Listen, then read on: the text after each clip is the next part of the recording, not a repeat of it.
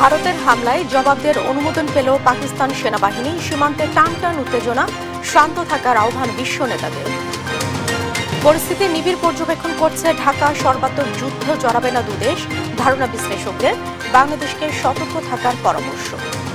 যেহেতু এখনও থামেনি এবং কাউন্টার সার্জিক্যাল স্ট্রাইক হওয়ারও একটা সম্ভাবনা আছে কয়েকদিনের মধ্যেই, তাতে আমাদের একটা সাবধানতা থাকতেই হবে। চিকিৎসকের পরামর্শে বাসাতেই কাটল খালেদা জিয়ার প্রথম দিন। সাক্ষাতের আশায় আসছেন কেউ কেউ, এখনো দেয়া হচ্ছে না সুযোগ। ৩,৭৫৬ কোটি টাকা ৯টি প্রকল্প একনেকে অনুমোদন। জেলা পর্যায়ে নতুন বিশ্ববিদ্যালয় অবকাঠামো প্রকল্প নেবে না সরকার। বিমানবন্দর দুর্নীতি মামলায় কাল শেখ হাসিনাকে দুদকে তলব। সার আত্মসাতের অভিযোগে সাবেক এমপি পটন সহ ৫ জনের নামে মামলা। তথ্যভাসের শঙ্কায় ব্র্যাক ব্যাংক ও আনসারের এনআইডি যাচাই লিঙ্ক স্থগিত করল ইসি। তদন্ত শেষে ব্যবস্থা জানালেন মহাপরিচালক। এবং ভারত পাকিস্তান উত্তেজনায় নিরাপত্তা নিয়ে উদ্বিগ্ন অরুণাচলে থাকা বাংলাদেশের অনূর্ধ্ব-19 ফুটবল দল। সার্বক্ষণিক যোগাযোগ রাখছে বাফুফে। সংবাদ সন্ধ্যায় দেখছিলেন। সংবাদ শিরোনাম, সঙ্গে আছে আমি জেসিকা বেদিন। এবারে বিস্তারিত। শুরুতেই ভারত পাকিস্তান প্রসঙ্গ। পাল্টাপাল্টি হামলায় উভয় দেশে প্রাণ গেছে অন্তত 41 জনের। এমন পরিস্থিতিতে ভারতের পররাষ্ট্র সচিব বিক্রম মিশ্রের দাবি, ভারতের হামলা ঠেকাতে পুরোপুরি ব্যর্থ পাকিস্তান। নিজ দেশের আত্মরক্ষার অধিকারের প্রশ্নে সব ধরনের জবাবের কথা জাতিসংঘকে সাফ জানিয়েছে ইসলামাবাদ। এদিকে পাকিস্তানে ভারতীয় সামরিক হামলায় সমর্থন জানালেও ভারতের বিরোধী দল কংগ্রেস। আরবিদ আফসারের রিপোর্ট। ভারতের মুহুর্মুহুর ক্ষেপণাস্ত্র হামলায় কেঁপে ওঠে রাতের পাকিস্তান। ভারতীয় আগ্রাসী বাহিনীর হামলায় রক্ষা পায়নি মসজিদ, শিক্ষা প্রতিষ্ঠান সহ বিভিন্ন বেসামরিক স্থাপনাও। এতে প্রাণ হারান অনেক পাকিস্তানি, যার মধ্যে রয়েছে মহিলা ও শিশুও। ভোরের আলো আসতেই ফুটে ওঠে হামলার ক্ষতচিহ্ন। ক্ষেপণাস্ত্র হামলায় ধসে পড়ে আজাদ কাশ্মীরের মুজাফফরাবাদের একটি মসজিদ। চারিদিকে ছড়িয়ে ছিটিয়ে পড়ে থাকতে দেখা যায় বড় বড় ইটের টুকরো। আবার হামলার ভয়ে আতঙ্কে দিন কাটাচ্ছে স্থানীয়রা। বসে নেই পাকিস্তানও। ভারতের জম্মু কাশ্মীরে পাল্টা হামলা চালায় পাক বাহিনী। এতে বেশ কয়েকজন ভারতীয় নিহত হয়। সেই সঙ্গে ভারতীয় সেনা ব্রিগেড সদর দপ্তর উড়িয়ে দেওয়ার দাবি করেছে পাকিস্তান। এদিকে পাকিস্তানের আকাশসীমায় হামলা চালানোর সময় 5 ভারতীয় শক্তিশালী যুদ্ধবিমান ও একটি ড্রোন ভূপাতিত করে পাক সেনারা। এ হামলাকে কাপুরুষোচিত আখ্যা দিয়ে বেসামরিক মানুষের প্রাণহানির উচিত জবাব দেওয়ার হুঙ্কার দিয়েছে ইসলামাবাদ। নিজ দেশের আত্মরক্ষার অধিকার আছে বলে জাতিসংঘকে সাফ জানিয়ে দিয়েছে পাকিস্তান। এই ইস্যু নিয়ে বুধবার সংবাদ সম্মেলনে এসে ভারতের পররাষ্ট্র সচিব বিক্রম মিস্ত্রি বলেন, ভারতীয় হামলা ঠেকাতে ব্যর্থ হয়েছে পাকিস্তান। इस हमले का मुख्य उद्देश्य इसलिए संभवतः ये था कि इस संघ राज्य क्षेत्र में বিশ্বাসযোগ্য গোয়েন্দা তথ্য ও বিশ্বজুড়ে ক্রমবর্ধমান উদ্বেগ সত্ত্বেও পাকিস্তান তাদের ভূখণ্ড থেকে পরিচালিত সন্ত্রাসী নেটওয়ার্কগুলোর বিরুদ্ধে কোনো পদক্ষেপ নেয়নি। পাকিস্তান বিশ্বের কাছে সন্ত্রাসীদের নিরাপদ আশ্রয়স্থল হিসেবে একটি পরিচিতি তৈরি করেছে।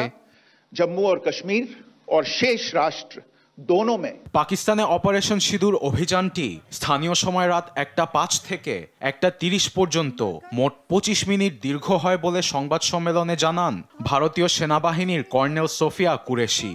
मैं आपको बताना चाहूंगी, सबसे पहले सवाई नाला कैंप मुजफ्फराबाद অপারেশন সিঁদুরের আন্ডারে পাকিস্তানের 9টি সন্ত্রাসীদের আস্তানা সফলভাবে ধ্বংস করা হয়েছে। ইসলামাবাদ নিজ উদ্যোগে কোনো পদক্ষেপ নিতে পারেনি দেখে লস্করি তায়েবা ও জাইশ-এ মোহাম্মদের মতো জঙ্গিদের প্রশিক্ষণ ক্যাম্পগুলো নির্মূল করা হয়েছে। 2025 পহেলগাম। এদিকে পাকিস্তানে ভারতের সামরিক হামলায় সমর্থন জানিয়েছে দেশটির প্রধান বিরোধী দল ইন্ডিয়ান ন্যাশনাল কংগ্রেস সহ আরো অনেকেই। লোকসভার বিরোধী দলীয় নেতা রাহুল গান্ধী সামাজিক যোগাযোগ মাধ্যম এক্সে বলেন, সশস্ত্র বাহিনীকে নিয়ে ভারতীয়রা গর্বিত। আরবেদ আফসার, নিউজ ডেস্ক, দেশ টিভি। ভারত ও পাকিস্তানের পাল্টাপাল্টি আক্রমণে উত্তাপ ছড়িয়েছে বিশ্বজুড়ে। দুই পারমাণবিক দেশের লড়াইয়ে উৎকণ্ঠায় বিশ্ব নেতারা। দুদেশকে সংযত হয়ে আলোচনায় বসার তাগিদ দিয়েছে যুক্তরাষ্ট্র, চীন ও সংযুক্ত আরব আমিরাত সহ আরও অনেক দেশ। আর জাতিসংঘ বলছে পাক ভারত লড়াইয়ের ভার সইতে পারবে না বিশ্ব। তাসনিম ফাতেমা রিপোর্ট, জানাচ্ছেন নীরব দাস। ভারত পাকিস্তানের চলমান সংঘাত নিয়ে বিশ্বে দেখা দিয়েছে উদ্বেগ। পরিস্থিতি নিয়ে বিশ্ব নেতারা করছেন নানা মন্তব্য। এমন সংকটময় সময়ে উভয় দেশকে সংযত থাকার আহ্বান জানিয়েছেন বেশিরভাগ দেশ। তবে সমর্থন জানিয়েছে ইসরায়েল। ভারতের আক্রমণকে লজ্জাজনক বলে অভিহিত করেছেন মার্কিন প্রেসিডেন্ট ডোনাল্ড ট্রাম্প। বলেন, কয়েক দশক ধরে চলমান রেষারেষির মূল্য দিচ্ছে দুদেশ। এমনকি দ্রুত এর অবসানের আশাও করেন ট্রাম্প। এটা খুবই লজ্জাজনক। আমার মনে হয় দুদেশের শত্রুতার ইতিহাস থেকে সবাই স্পষ্টই বুঝতে পেরেছে কি হতে যাচ্ছে। বহু দশক ধরে তারা যুদ্ধ করে আসছে। আমি আশা করি দ্রুত এই যুদ্ধ বন্ধ হবে। যুক্তরাষ্ট্রের পররাষ্ট্রমন্ত্রী মার্কো রুবিও বলেন, ভারত পাকিস্তানের পরিস্থিতি তিনি গভীরভাবে পর্যবেক্ষণ করছেন। সামাজিক যোগাযোগ মাধ্যমে লেখেন, আলোচনার মাধ্যমে তাদেরকে শান্তিপূর্ণ সমাধানে পৌঁছাতে হবে। ফ্রান্সের পররাষ্ট্রমন্ত্রী দুদেশকে শান্ত থাকার আহ্বান জানান। সংঘাত না বাড়িয়ে সাধারণ মানুষের নিরাপত্তা নিশ্চিতে জোর দেন তিনি। অন্যদিকে ভারতে নিযুক্ত ইসরায়েলের রাষ্ট্রদূত জানান, ইসরায়েলের পূর্ণ সমর্থন রয়েছে ভারতের পক্ষে। ভারত নিজেদের আত্মরক্ষা করছে বলেও মন্তব্য করেন তিনি। সংযুক্ত আরব আমিরাতের পররাষ্ট্রমন্ত্রী বলেন, পরিস্থিতিকে দীর্ঘায়িত না করে আলোচনা ও কূটনৈতিক কৌশলের মাধ্যমে শান্তি ও সমৃদ্ধির দিকে এগোনোর আহ্বান জানিয়েছে আরব আমিরাত সরকার। এছাড়াও জাপানের মন্ত্রী পরিষদের সচিব দক্ষিণ এশিয়ার শান্তি ফিরিয়ে আনতে দুদেশকে আলোচনায় বসার আহ্বান জানান। এদিকে চীনের পররাষ্ট্রমন্ত্রী বলছেন, ভারতের এমন আক্রমণ দুঃখজনক। ভারতের সামরিক আক্রমণে আমরা দুঃখ প্রকাশ করছি। ভারত পাকিস্তান অবিচ্ছেদ্য প্রতিবেশী দেশ এবং চীনেরও প্রতিবেশী। চীন সকল প্রকার সন্ত্রাসবাদের বিরোধিতা করে। জটিল অবস্থানে না গিয়ে শান্তি ও স্থিরতা ফিরিয়ে আনতে, পরিস্থিতি নিয়ন্ত্রণে আনার আহ্বান জানাই আমরা। বর্তমান উত্তেজনা কমাতে আন্তর্জাতিক সংস্থার সঙ্গে কাজ করতেও প্রস্তুত চীন। ভারত পাকিস্তানের সামরিক লড়াইয়ে উদ্বেগ জানিয়েছেন জাতিসংঘের মহাসচিব অ্যান্টনিও গুতেরেস। বলেন, ভারত পাকিস্তান নতুন করে সংঘাতে জড়ালে এর ভার বহন করতে পারবে না বিশ্ব। নিউজ ডেস্ক, দেশ টিভি। ভিন্ন প্রসঙ্গ, প্রায় 4 মাস পর মঙ্গলবার লন্ডন থেকে দেশে ফিরেছেন বিএনপি চেয়ারপারসন বেগম খালেদা জিয়া। চিকিৎসকের পরামর্শে বুধবার নিজ বাসায় বিশ্রাম নেন তিনি। বাসায় ছিল কড়া নিরাপত্তা ব্যবস্থা। এর মধ্যেই কেউ কেউ আসছেন নেত্রীকে এক নজর দেখার আশায়, যদিও বিশ্রামে থাকায় সেই সুযোগ আপাতত হচ্ছে না। আরও জানাচ্ছেন নিয়াজ মোর্শেদ। ঘড়িতে তখন সকাল 10টা বেজে 45 মিনিট। গুলশানে বিএনপি চেয়ারপারসন বেগম খালেদা জিয়ার বাসা ফিরোজার সামনেই বুধবারের দৃশ্য এটি। শুনশান নীরবতা, জোরদার নিরাপত্তায় চেয়ারপারসনের স্পেশাল সিকিউরিটি ফোর্স সিএসএফ সহ রয়েছে পুলিশও। তবে এই সময় ছিল না কোনো নেতাকর্মীদের ভিড়ও। আর নেতাকর্মীদের এই অনুপস্থিতি কোনো ফ্যাসিস্ট সরকারের গ্রেপ্তার আতঙ্কে নয়। চিকিৎসকের পরামর্শ মতো নেত্রীকে একটু বিশ্রাম দিতেই তাদের এই সিদ্ধান্ত। তারপরও দমিয়ে রাখতে পারেনি বাগেরহাটের পৌর মহিলা দলের এই দুই নেত্রীকে। খালেদা জিয়াকে অভ্যর্থনা জানাতে ঢাকায় আসেন গেল রোববার। তাই বাড়ি ফেরার আগে একটু প্রিয় নেত্রীকে দেখার আশায় ছুটে আসেন তার বাসার সামনে। ছবি তোলেন আর বর্ণনা করেন বেগম খালেদা জিয়াকে নিয়ে তাদের আবেগের কথা। ম্যাডামের বাড়ির সঙ্গে পাশ দিয়ে যাচ্ছি, তাই একটু তারে যদি একটু এই জায়গাতে তারে নাই বা আমরা দেখতে পারলাম, বাড়ির ভিতর নাই বা ঢুকতে পারলাম, তার বাড়ির সামনে তো একটু নামা উচিত নাকি? যদি দেখা করতে পারতাম সে আনন্দের বাদ আপনারা আমি কিভাবে বুঝাবো, মানে ভাষায় প্রকাশ করার মতো না। এদিন দুপুর 1টা নাগাদ বিএনপি চেয়ারপারসনের বাসা থেকে বেরিয়ে যান তাকে পরিচর্যাকারী নার্স। আর 2:45 নাগাদ দেখতে আসেন তার একান্ত সচিব এবিএম আব্দুস সাত্তার। খালেদা জিয়া কেমন আছেন এমন প্রশ্ন জানতে চাইলে বিএনপির মিডিয়া সেলের সদস্য শায়রুল কবির জানান, মেডিকেল বোর্ডের সিদ্ধান্ত অনুযায়ী তিনি বিশ্রামে আছেন। নিয়াজ মোর্শেদ, দেশ টিভি, ঢাকা।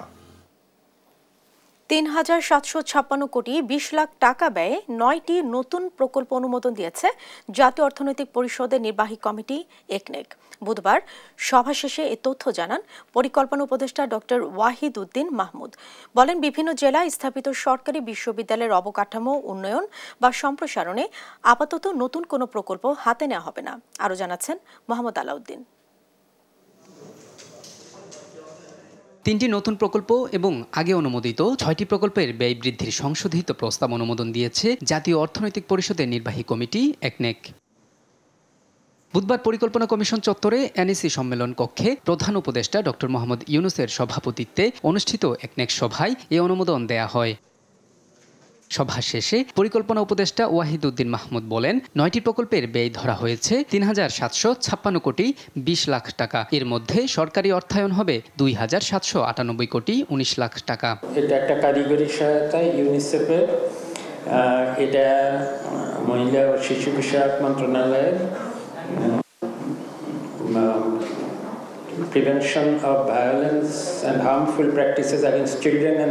তিনি আরো বলেন, প্রকল্প ঋণ 812 কোটি 95 লাখ টাকার মধ্যে সংস্থার নিজস্ব অর্থায়ন হবে 145 কোটি 6 লাখ টাকা। এটা হলো বিশ্ব ব্যাংকের ঋণের প্রকল্প এবং এই রকম আগে আরো 3টে প্রকল্প আমরা পাশ করেছিলাম গত একনেকে, আর এখানে 4র্থ প্রকল্প।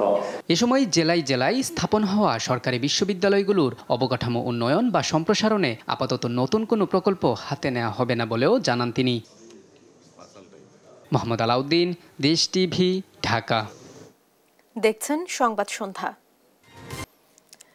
3 বিমানবন্দর উন্নয়ন প্রকল্পে দুর্নীতির মামলায় ক্ষমতাচ্যুত প্রধানমন্ত্রী শেখ হাসিনাকে জিজ্ঞাসাবাদের জন্য বৃহস্পতিবার তলব করেছে দুদক।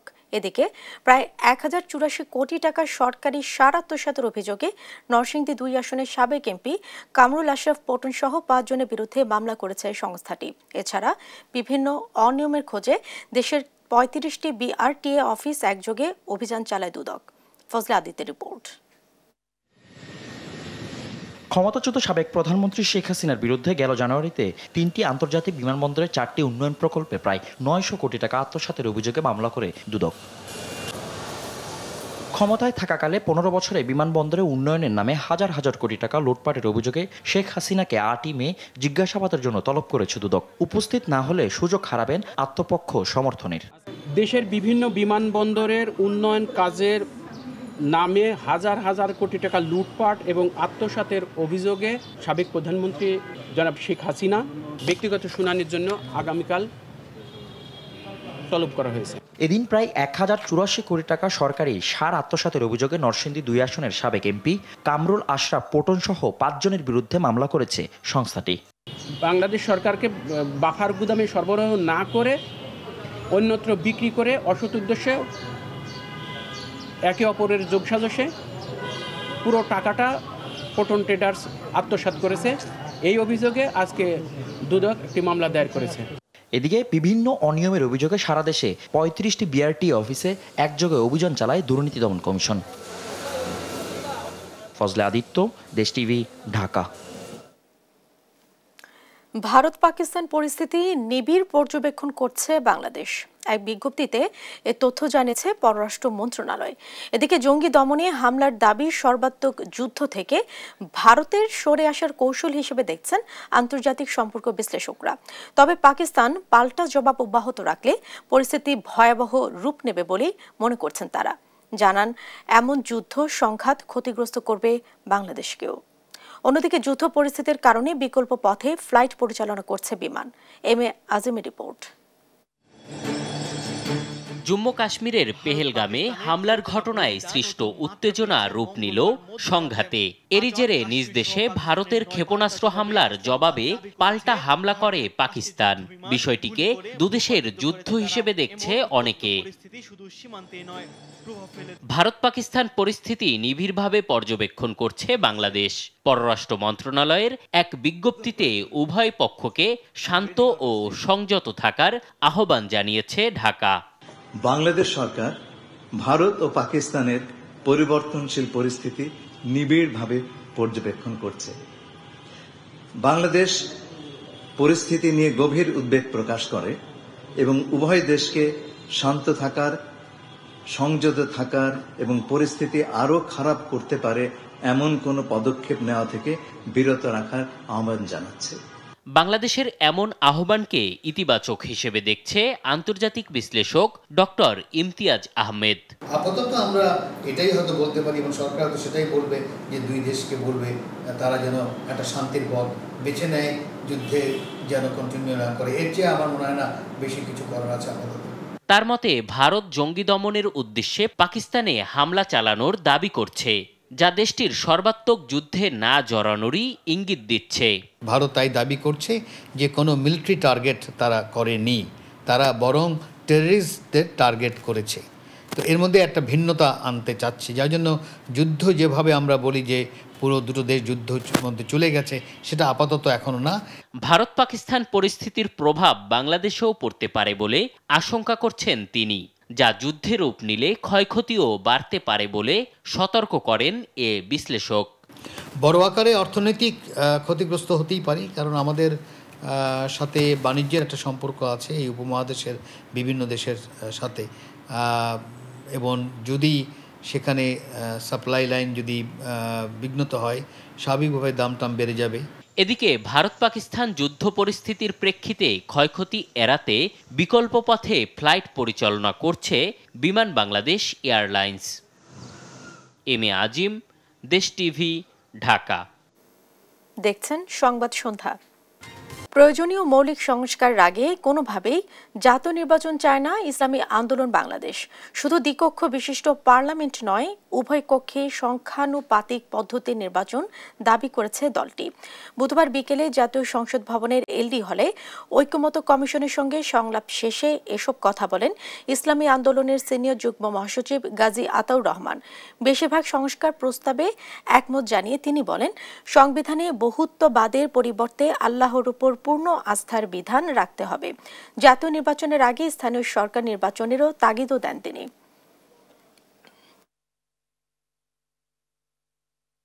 নাগরিকের তথ্য ফাঁসের শঙ্কায় আনসার গ্রাম প্রতিরক্ষা বাহিনী ও ব্র্যাক ব্যাংকের এনআইডি যাচাইয়ের লিঙ্ক সাময়িকভাবে স্থগিত করেছে নির্বাচন কমিশন।